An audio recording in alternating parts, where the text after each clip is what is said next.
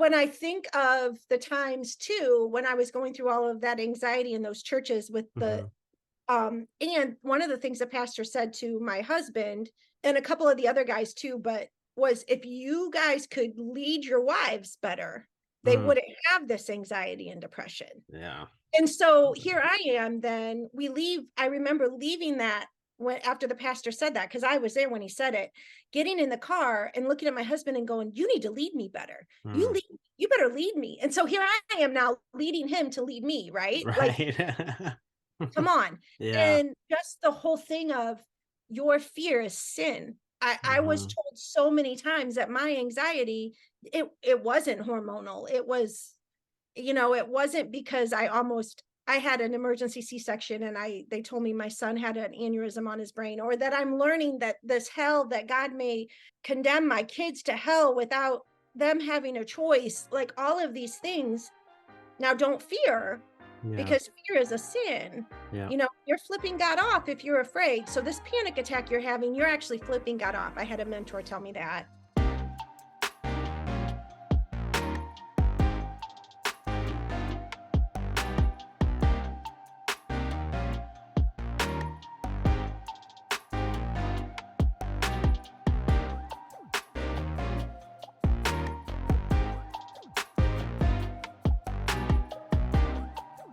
Hey everybody, welcome back to the podcast. Today we're sitting down with my friend Karen Schock, who recently released her first book.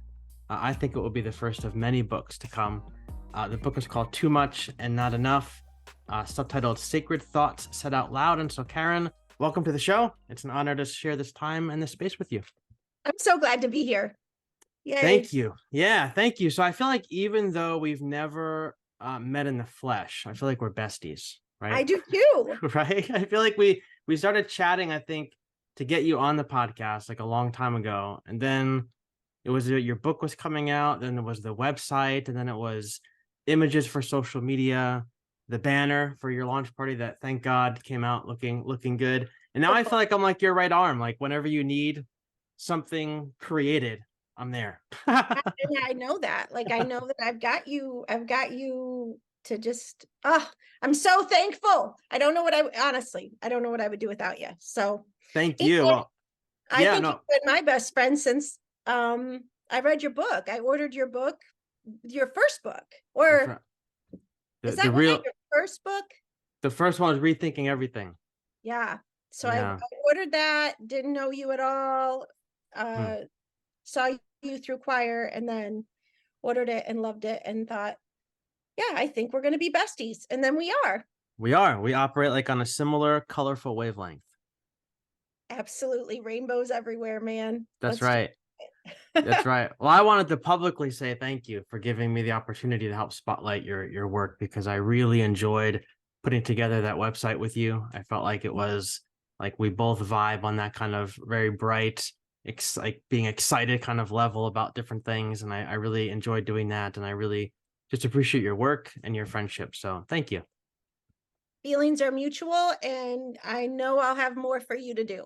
Oh, So excellent. just stay tuned. I'm waiting in the wings. I'm ready to go. We'll talk about it after this is over. That's right. So I want to keep our conversation today really laid back, casual. I usually have a list of questions that from the person's book that I want to ask them, but I felt like your book deserves more than just like a list of questions from various chapters because really your book is very different from anything else that's out there. It's your faith journey, but it's told, I think, in this masterfully poetic way that I wasn't really ready for when I Uh, first got the book, when I first got the PDF of the book, because you told me what the book was going to be about. And then I started reading the book. I'm like, oh, this is a very different approach to a topic that I've never seen taken before. And so I thought we could kind of begin by talking about your faith journey, your spiritual journey, and see where that takes us. And I was thinking like this morning, like specifically in the preface, how you talk about, I think you said that you gave your life to Christ at 5, yeah. and then you were introduced to like the Rapture, I think at like maybe 8 or 9 or something like that. Then you talk about Rob Bell and Love Wins and this like explosion of questions that you have. So take us into this evolution of your faith journey. We'll see where it Yeah. goes from there. Yeah. I feel like you just said it Well, as far as that's it all started with knowing, like, grew up Methodist. My Mhm. parents were incredible people. And I there was a time in my life during those last years that I didn't know that because I got in so deep with Reformed theology, which I think you know a thing or two about that. Am I correct? Yeah, I pastored a Dutch Reformed church for a few years, so that was an exciting time in my life. Okay, well, yes, yes. So started out very simple, a very simple faith, just knowing I could talk to God anytime and Mhm. he loved me, Jesus loves me, this I know. Yep, And then the Rapture, saw the movie A Thief in the Night when I was like 9 years old. It was yep. just basically what I say now. I know now because I looked it up a few years ago. Like I looked it up on YouTube and showed one of my older daughters that. Yeah. And she was like, Mom, it's a horror flick. And I'm like, yes, it's a horror flick. You've been left behind. Oh, don't do it. Now that's gonna be in my head for the rest of Right. the day, right? Um, yeah, so basically in that movie, I didn't know anything about that. My parents too, they had taken me to a Youth for Christ event, so they Mhm. didn't know anything about it either. I should have never been there, sitting on my dad's lap in the back of the room. I'm pretty sure he probably, the way my dad was, he was probably sleeping through it. Mm. And just because that's how my dad was, he was the old. Sure. And my mom probably was helping in the back somewhere and didn't even see it. And Yeah. so I was terrified and had nowhere to go with my questions. Mm. All I knew was Jesus is gonna take some of us up and not others. And then if you're left behind, if you don't get this mark of the beast, you're gonna get your head chopped off. Yeah. So and that's how the movie ended. And I remember just for the next month or so going home and sleeping in between my mom and dad in their bedrooms, terrified and holding on to both of their hands Mm. as we lay there because I was so and just praying, begging God not to take them Yeah. without me. Like if they're gonna go, Mm. take me or don't take that, like whatever, like just not having any idea and becoming a great little missionary at that point because I told all my friends about it. Like, Yep. you're gonna get your head chopped off if you don't say the prayer now. I was so Yeah. confused. But Mm. and then just learning also from my older siblings because they were all into it. That's what the way it was in the late 1900s. Everybody was into it. The late And 1900s. and they were all into it and like, oh, it's the mark is coming from this place and coming from over in Europe. They have a big computer and they call it the beast and it, all Yep. these things, the Yep. serial box codes. And Yep. I was so afraid of everything. So this God that was so loving became kind of a monster. Mm. And kind of like, okay, but also I loved God a ton still, and loved boys also, and so I Mm. got myself pregnant Mm. um, when I was 19 by Yep. my husband now, but he wasn't a uh, evangelical Christian, and Mm. so I was didn't want to be unequally yoked, but I also was fun, and he was a good kisser, so myself knocked up. Things just I happened. say that. Right. Um, and we have a great story. I mean, our Yeah. story is one of then he, begged me to have an abortion, left me during the pregnancy. We weren't together, and Alyssa was born. She looked just like him. My husband's a cute little Mexican guy, and she looked just like him. And he came back around the day after she was born, came to the hospital and held her, and he would say his life changed that day. Mm.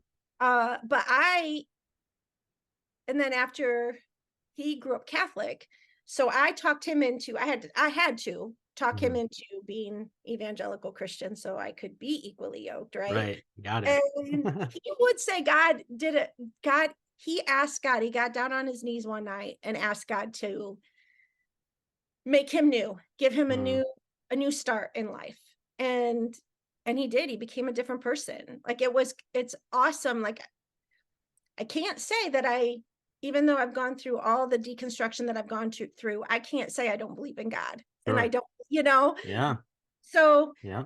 have this, and then we get married, and I still am living in the shame of it all. Mm. And then we're having children, and we've got to talk them into not having sex like we did before they were married. So enter purity culture, true Yeah. love waits. We became those leaders. We gave our testimony everywhere and told people don't do what we've done. Um, Even though it worked out for us, Yeah. don't try this at home. So it's like your mistake almost became God's redemption story, like to like Yes, look at this couple, but don't do what they did. Yeah. exactly. Yeah. And you try telling that. I remember I had one leader one time ask me when we were given our story in front of the kids, the leader kind of was doing a question answer thing. Hmm. And she said, "So why do you think that you actually had sex when you weren't married? Knowing what you knew about God." And I was like, "Because it was fun." Right. I don't what do you say to that? And then Right. she's like, "So sin is fun." And I'm like, "Yes." It's So, and we could go into talking a whole lot about that as far as what I've learned in all of that with the True Love Waits. In my book, I yeah. took a letter from a True Love Waits leader to the girls that and guys that we taught that stuff to, just to Hmm. apologize Mm. and say, I put weight, that was good girl or bad girl. Like there was no love of Jesus in any of it. It was Yeah. you're good or you're bad. And if you've Yep. had sex, you're bad, or done it, like, or Yeah. even thought about it. Yeah. Anyway, so did the whole shiny happy people, homeschooled our kids. Did you see that movie? Have you seen it yet? Dana has watched it. My wife has watched it, and she Uh-huh. says it's super cringe, like very like, oh, like you realize Cringe. how deep it goes, how deep that story goes. Yep, and we were part of that. Like, Yeah.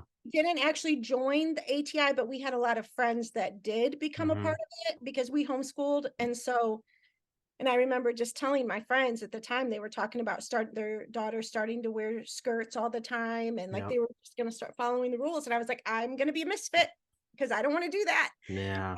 Let my kids watch Disney. And so, but it was all about being a Proverbs 31 woman. Yep. And Glenn, I just did not fit that mold. I was not that. And I begged God, so many times, like, please, and on my dirty bathroom floor, help me, God, change me, make Yeah. me like those women, shut me up. I'm Yep. too much, as my book would say. Yep. I need to know how to cook and sew and be up before dawn and keep my light up at night. And I wasn't doing any of that. And Mm. along came anxiety and depression in a big way. I had my first panic attack. Again, this was Mm. before people knew what that was. I do think it was about 3 weeks after I first learned about Reformed theology, the first time I heard that God chooses some and doesn't choose others, and He's Yep. sovereign, and we don't have any choice. Yep. It was about 3 weeks later that I had my first panic attack, and I Mm. think it was a perfect storm, a whole lot Yep. of things hormonally and all that, but I didn't latch on to that teaching right away, Yeah. but eventually we did, and we went Mm. through a few churches Yep. that, one ended up in a bad church plant. Francis Chan, Hmm. know that name? Yep. Yeah.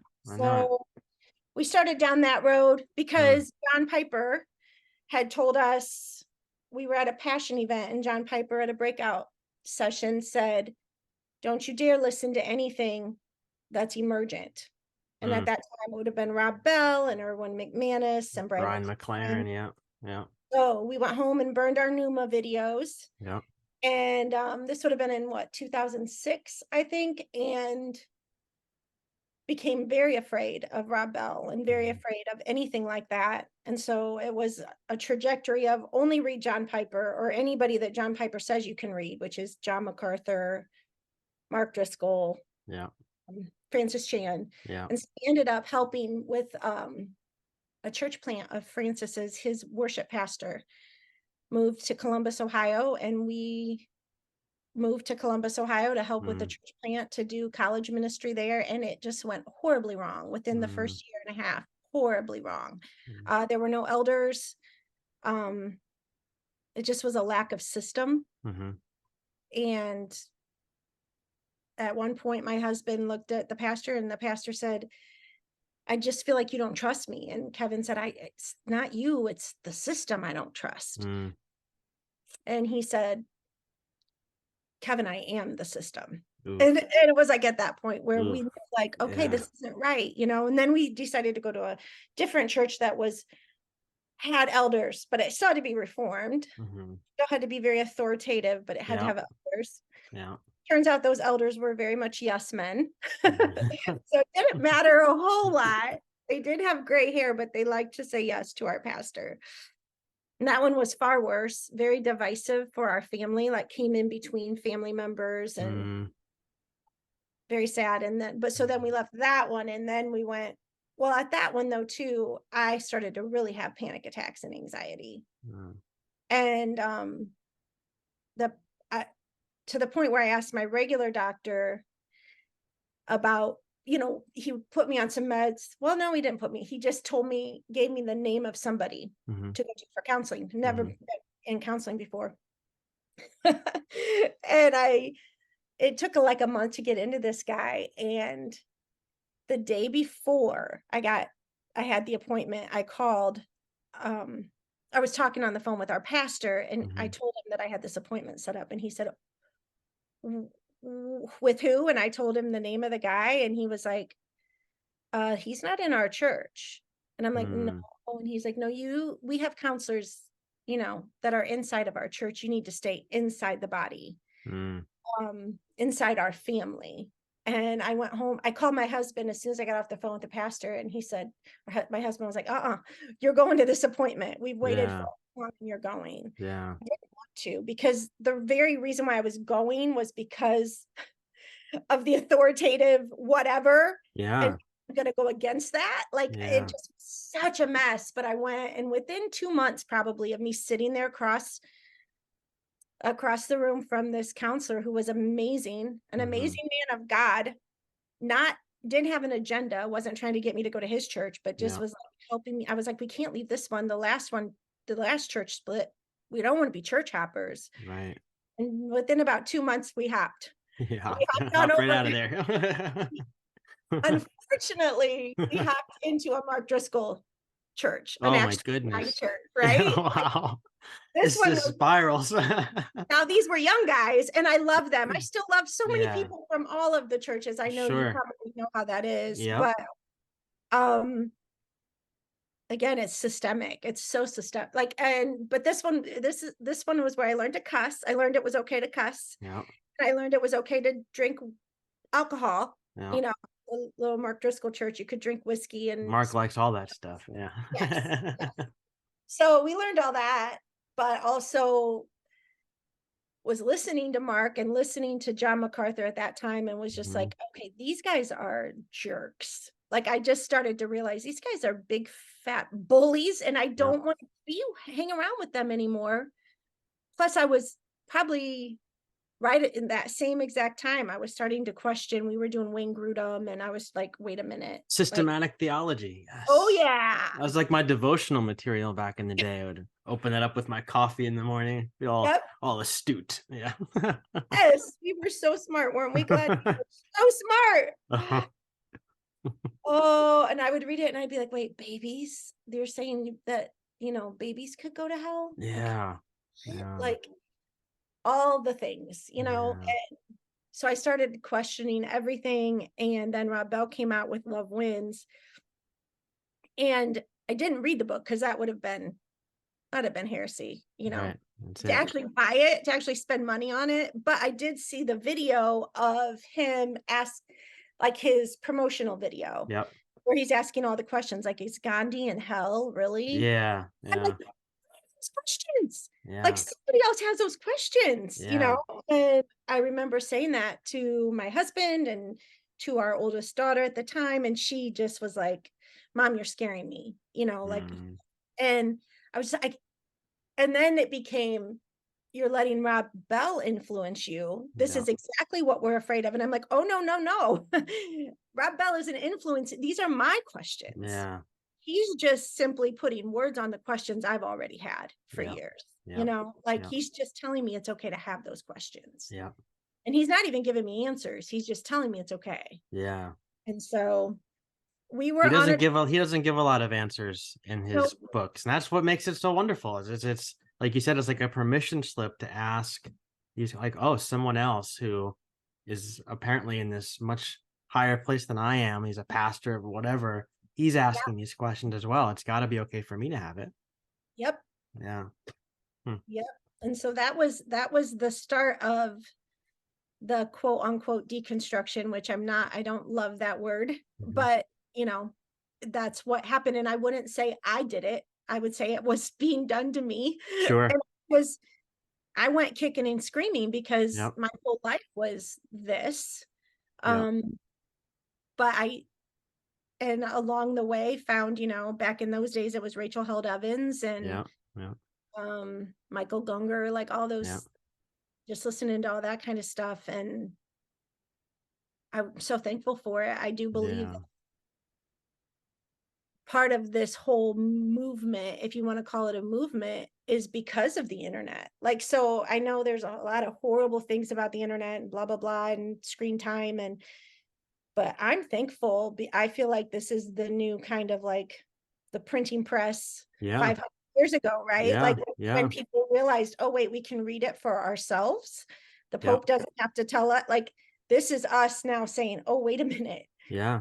other ways you can believe. There Yep. are these people out here that are not in our church denomination aren't monsters. Yep. Like, Yep. it's a beautiful thing. So Yeah. It's funny, you talk about like Rob Bell and like Love Wins and stuff. And I went to a Christian school from the 4th through 12th grades. And so it was part of this, they called it it's not really a mega church, but like for that area that I was in, it was pretty big. It was one of the bigger churches in like the tri-state area of New York, Connecticut, New Jersey. And they had a school there that was kindergarten through 12th grade. So it was the whole thing, the whole 9 yards. yeah. And they obviously had the church with the pastors, but then they also had what was called the Bible House, which was a bookstore. And it was all the books that were in there that were approved, Okay. by the pastors that were allowed to be there.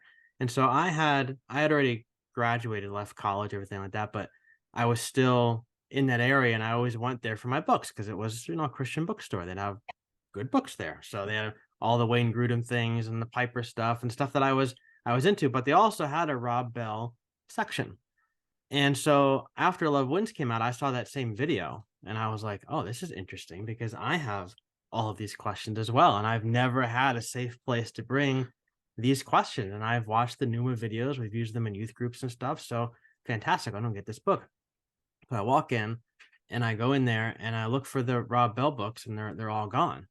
And so I'm like, interesting. So I went up to the desk. I'm like, I was looking to get Rob Bell's, new book, Love Wins. And I said, noticed that it wasn't here and neither of any of his other books. I said, I don't know if there's like a hot sale or something. I don't know what was going on. And the guy got this like straight face. He goes, oh, haven't you heard about this book? And I was like a little bit. He's like, well, we got rid of that book and all the other Rob Bell books. We can't have that in here. I'm like, well, I said, I what's it about? And he's like, well, he says there's no hell.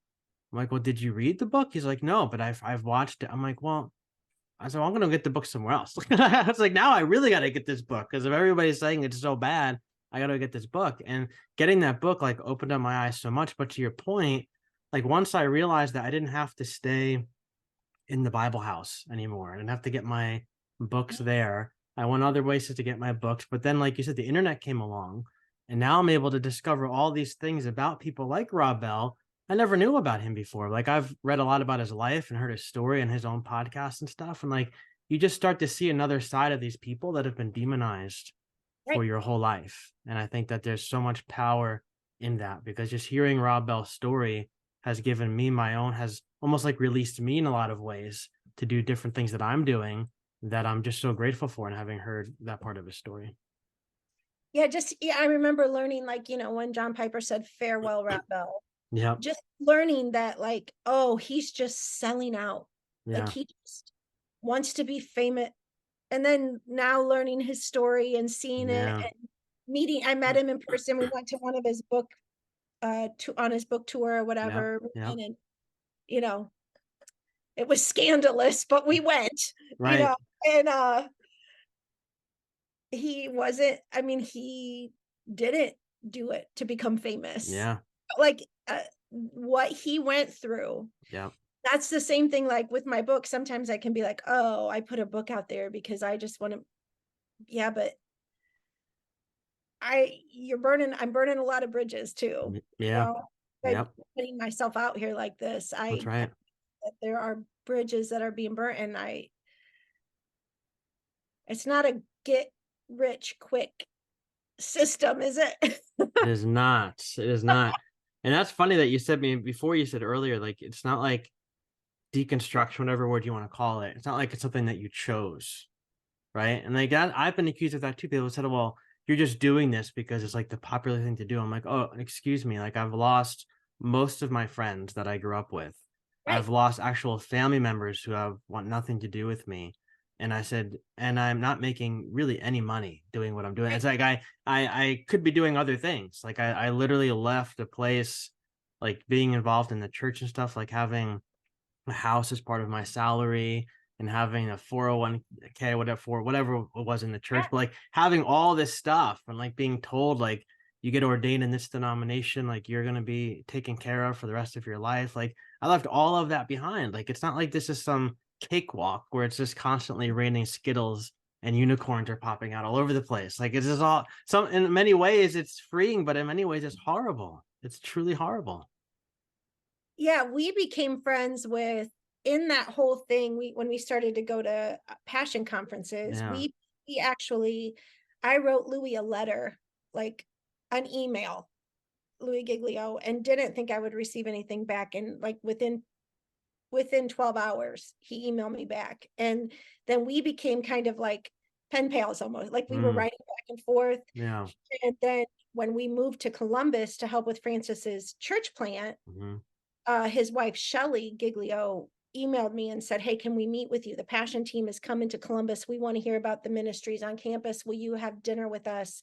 And I mean, it was on my birthday. It was such a God thing, you know. And Yeah. we met with them, and at that point, we were going crazy for God and having homeless men live with us and Yeah. all the things. And I became fast friends with Shelley, and we texted when my all through the years. Like Mhm. we would text each other. I met with her for lunch. Kevin and I had lunch with her and Louis one time down in Atlanta.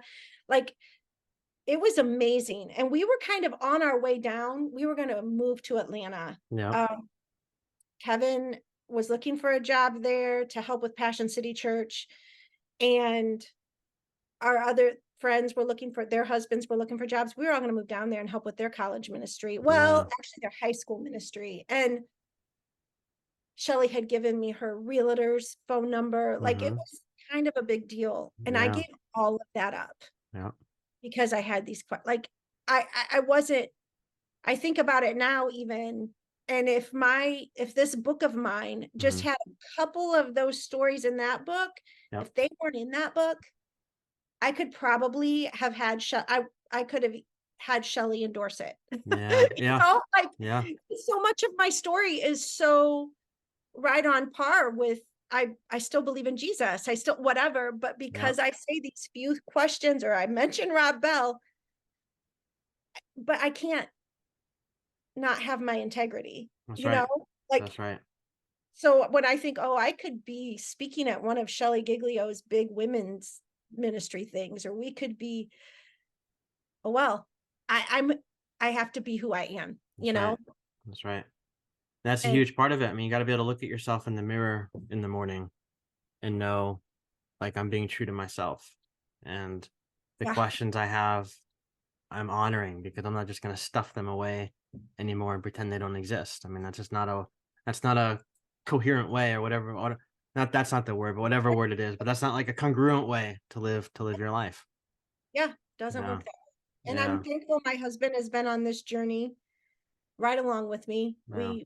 We can talk about it. We sit on Sunday mornings in our Florida room and talk about the big questions and the big things of God. And it's been Yeah. well, I'm thankful for that because I know not Yeah. everybody has that. That's But so good. That's so yeah. good. So I want to talk about real quick because something that you said earlier on, it was about the rapture and um kind of what that theology did to you as a child. Because for me, and I was thinking about this while I was reading your book. I'm also reading Bart Ehrman's book, Armageddon, which he talks all about the book of Revelation and stuff like that.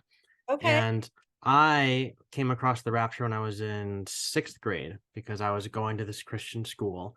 We had Right? Bible class every Wednesday or Thursday, whatever, and we were studying the book of Revelation, so a light topic for 6th graders, Sixth graders. Yep. literally going through from chapter 1 to the end, the book of Revelation, and part of what we did was we watched that movie, A Thief in the You Night. watched that one?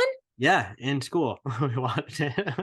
6th grade, yeah, and I remember being absolutely horrified when I felt like even in my like, I didn't have words for it then, but I felt like this is abusive. Like, looking back on it now, like, I felt like in my mind, I'm thinking there's something wrong with this doesn't feel right that I'm being forced to watch this, and, like, I'm being told that if I don't do these certain things, I'm gonna be punished, and, family members who don't believe they're gonna, go to hell, they're gonna get left behind, whatever, and I remember feeling like I should tell my parents, but at the same time, I felt horrified because I'm like, "Well, what if I tell them and they just tell me that they're believing all these things just to quiet my own fears when they don't Yeah. really believe these things? And then what if they go to hell and they get left behind? And what if that's all my fault?" And so I never really told them about very much. And it wasn't maybe a couple of years ago, I was telling my mom about that movie. I was telling Yeah. her about like my experience in the class.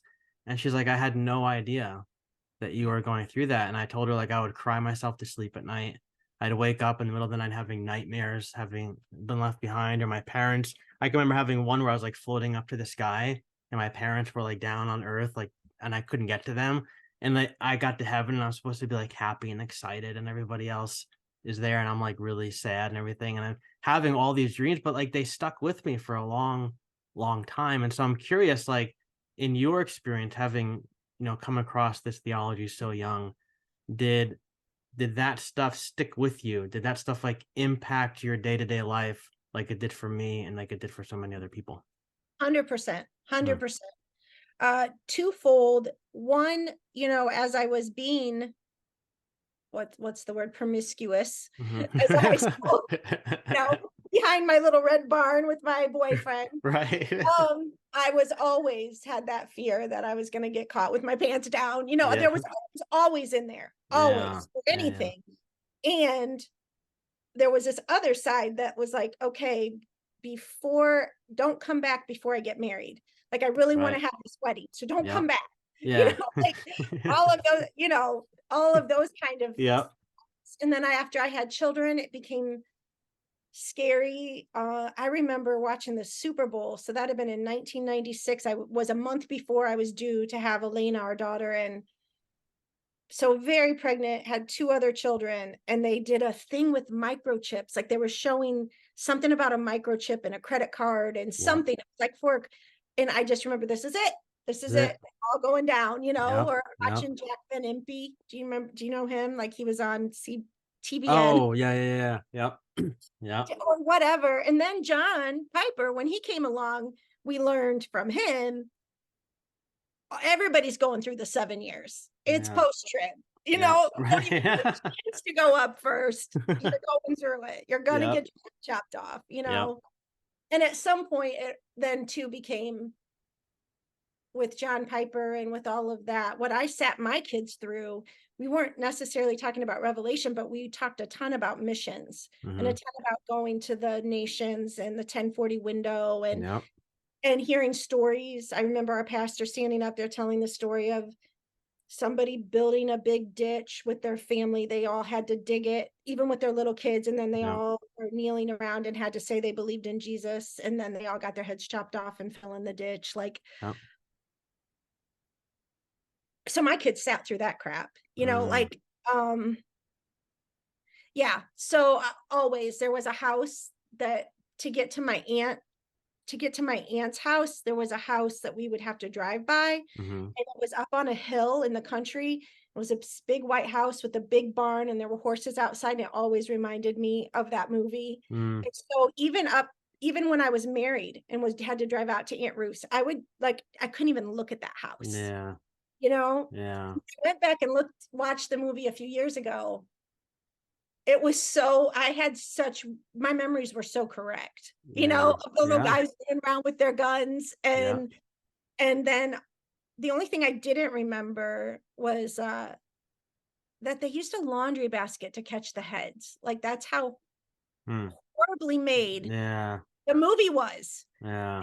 And just the acting and everything was so cheesy about it. I remember that part, but Yeah. I will tell you, this is kind of a cool story, and I talk about it in the book. Mhm. So my parents, for the last 10 years of their life, my dad, they moved in with us, with me and my husband and our kids, because my dad had dementia. Mhm. And so they sold their house, moved in with us. Dad lasted 2 years, and then my mom lasted another 8. Mhm. And so he was 85 when he passed away, and he was in hospice in our house for about 3 weeks, congestive heart failure. Mhm. And me and my 2 daughters and my niece were all in the room when he passed away. Mhm. When he, took his final breath, and I was holding his hand when he Yeah. took his final breath, Yeah. and there was a point in there in those last years, because of our beliefs and John Piper, and, you don't wanna, look for seashells when you're retired. Yeah. You can't, you always have to, like, I just thought my parents, I didn't even know if they were saved, Yeah. because they didn't do Bible studies, and they didn't teach us about, Yeah. I'll tell you what, when my dad passed away, I knew. I Mm. knew that I knew where he was. Yeah. There's no question in my mind. And Yep. yeah, my dad loved us with the love of God, and accepted and enjoyed us kids and his grandkids better than, yeah. Anyway, I Mm. got to hold his hand. And then when my mom passed away in 2020, she had been in a nursing home. We brought her home for that last week. We knew she wasn't, so we got to be right beside her. Yeah. 2020, we couldn't even be in the nursing home with her. Yeah. But last week we brought her home, and me and my sister, everybody and my kids came home that night. They were home. She was in hospice for a week. They were all up in bed. It was my turn to be down there with her. And I was laying in bed, the TV was on, that's the only light that was on in the room, and I Mm. could hear her start to breathe different. And so I got up and I walked over to her, and I could tell this was it. And so I Yeah. started to sing. I sang Mm. she just loved her old hymns, and I just sang and sang and sang Mm. all about, when we all get to heaven and in the garden and whatever. And with my mom and my dad, especially since my dad took 3 weeks in hospice, we were all kind of like, you can go now, Dad. Mhm. Right. We had a family cruise like 3 days after he died, that we Mm. needed to go on. It Mm. was like, Dad, just go, Right. go. Um, but and he did. And we got to go Mm. on the cruise. And with my mom, it was kind of the same way. Like, Mom, you can go be with Dad. We love you. All these, saying all these kind of things. And I was the one that was holding her hand when she left. And I just think, how cool is it of a God that could say, you know what? You held their hands when you were 9 years old, and you said, don't go, please. Yeah. And then I got to be the one, like, God Wow. graciously, I got to be the one that held both of each of their hands and say, go. It's time. Yeah. Get to Wow. go. Mom, go be Wow. with Jesus and go be with Dad. Just go. Yeah. Good. Mm. So it's worked out. He didn't, Yeah. you know, Full circle. our heads haven't been chopped off yet, Glenn. And Right. people feel like if they get chopped off, it's actually going to be by Christians. So Right. Most by likely. evangelical white supremacist Christians who don't like us because we have rainbows on our websites, Glenn. Oh goodness. The horror. The horror of it all. It's your fault, Glenn, for putting the rainbows on my website. That's right. I got you in trouble. Gonna chop my head off. You got to chop Glenn's head off That's it. too. Send them over here next. That's fine, whatever. But do you think, I mean, in thinking about that, like you talk about in your book about, and you mentioned already, your battles with anxiety and things like that. Do you think, and I don't know, and if I'm reaching here, correct me if I'm wrong, but I'm just thinking about like my own experience and my own things with anxiety. Do you think that a lot of those things stem back to those moments of like that terrifying theology? Because like I'm learning now just about how the body holds on to trauma and Yeah, things that you don't maybe process as a kid, and it yeah, comes out, and so it can't be bottled up. It's got to come out in some way, shape, or form. So it often comes out in that anxiety, and it's not until sometimes we can't even get rid of it. We could process it all that we want, but the body still holds on to it for some reason. Do you feel like there's a connection there with you and your anxiety? 100%, 150 million%. Yes, Yes. absolutely. Yeah. At 100%. Like, when I think of the times too, when I was going through all of that anxiety in those churches with the Mhm. And one of the things the pastor said to my husband and a couple of the other guys too, but was if you guys could lead your wives better, they Mm, wouldn't have this anxiety and depression. yeah. And so here I am, then we leave. I remember leaving that when after the pastor said that, because I was there when he said it, getting in the car and looking at my husband and going, you need to lead me better. Mm, You better lead me. And so here I am now leading him to lead me, right? Like, right. come on. Yeah. And just the whole thing of your fear is sin. I was Hmm. told so many times that my anxiety, it wasn't hormonal. It was, it wasn't because I had an emergency C-section and they told me my son had an aneurysm on his brain, or that I'm learning that this hell that God may condemn my kids to hell without them having a choice. Like all of these things. Now don't fear, Yeah. because fear is a sin. Yeah. You're flipping God off if you're afraid. So this panic attack you're having, you're actually flipping God off. I had a mentor tell me that. Mm, And then I had people tell me I was selfish. I had one guy tell me, and I talk about it in the book, that it was I had an eye problem. And mhm, because I had health anxiety, when he said that, and it was in front of a group, it was an older man.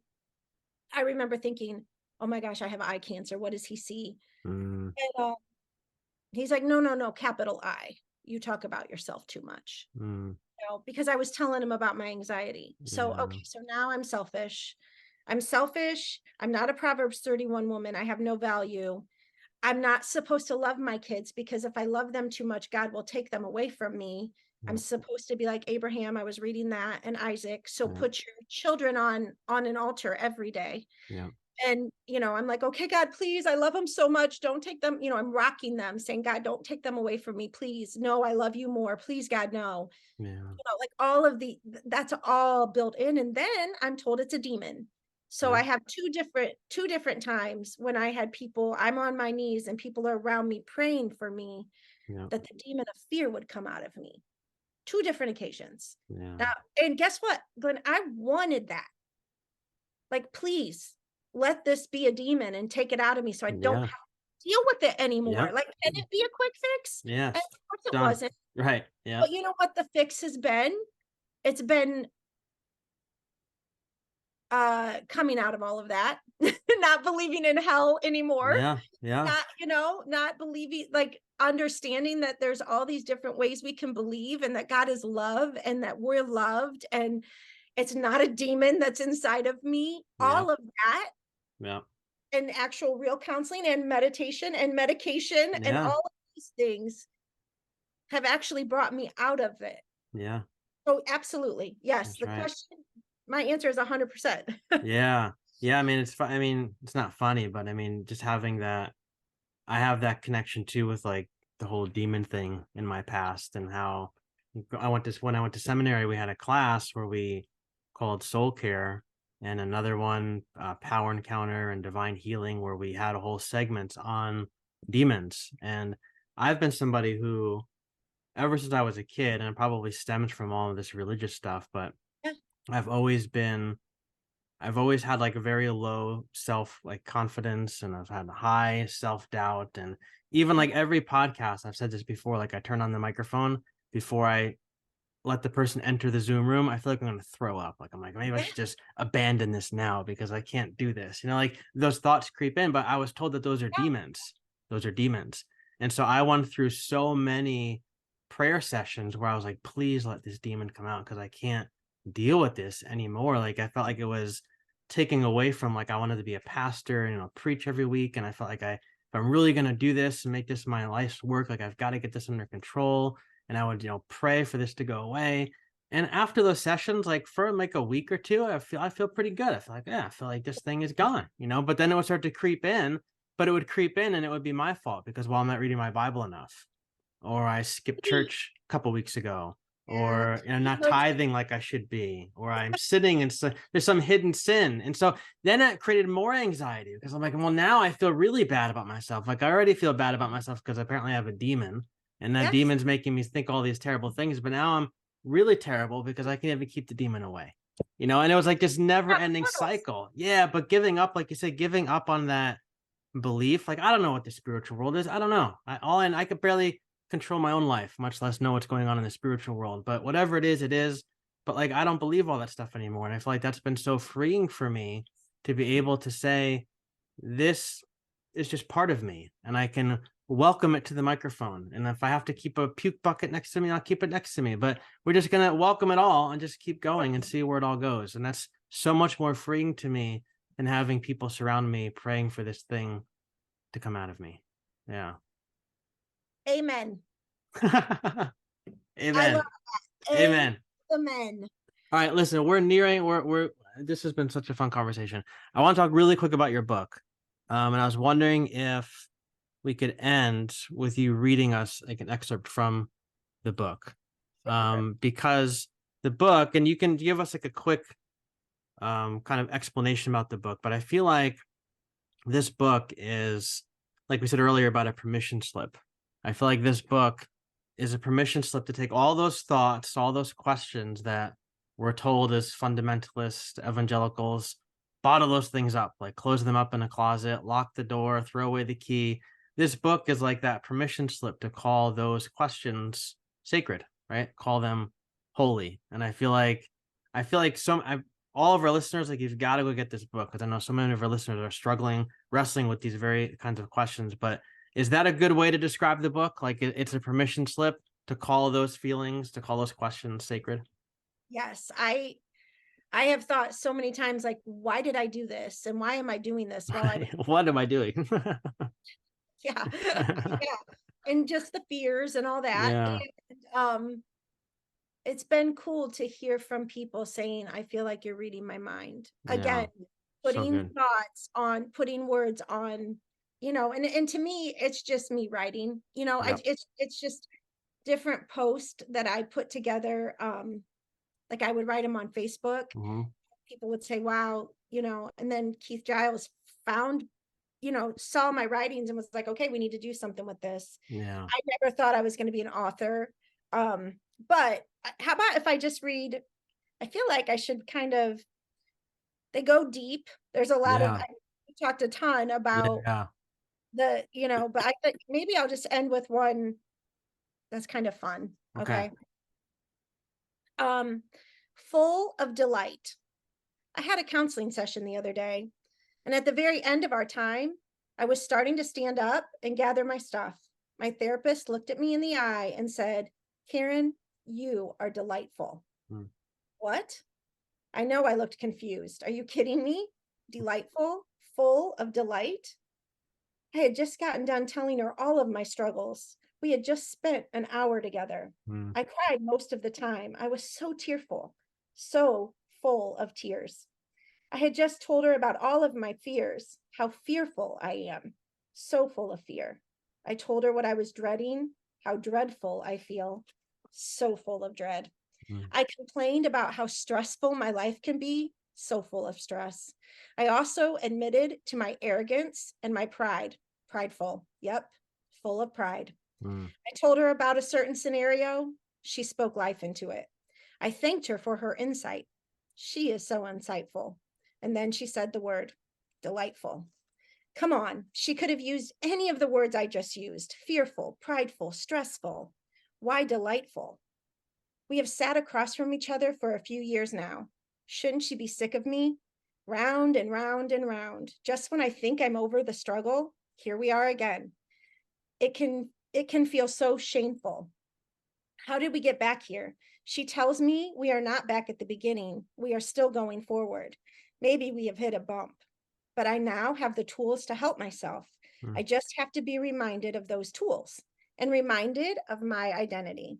mm, It reminds me gently, I am not my fears. I'm not defined by my struggles. And I shake my head, listening and ready to learn, relearn. Step back and see the big picture. There is hope. There's a peace to be had. My jaw relaxes, my shoulders drop, I take a deep breath. And she speaks life. She mm, tells me I'm delightful. mm, I just looked up the word. It means pleasant, enjoyable, attractive. Really? Okay, I will take it. I will lean into it. In the midst of my anxious little life, there is room for delight.